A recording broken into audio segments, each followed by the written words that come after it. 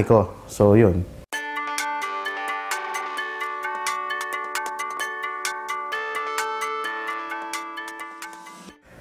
Siyempre, proud, di ba? Proud kasi napapansin yung ginagawa natin.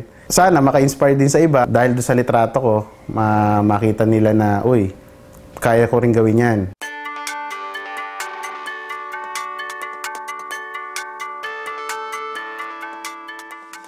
Gusto ko, pag nag-compose ako, may istorya siya. Kaya ako usually gumagamit din ng rules of thirds kasi mas nagiging dynamic yung picture. Hindi boring tingnan. For me, ang good exposure is yung una-una, yung subject mo lumitaw. Ang importante, maipakita mo kung ano yung gusto mo ipakita.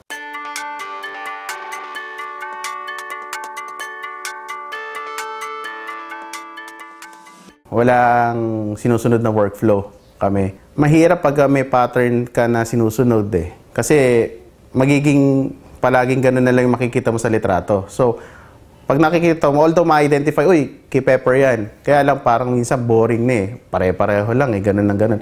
Kaya minsan hindi kami gumagawa ng workflow. Pero yung basic, yung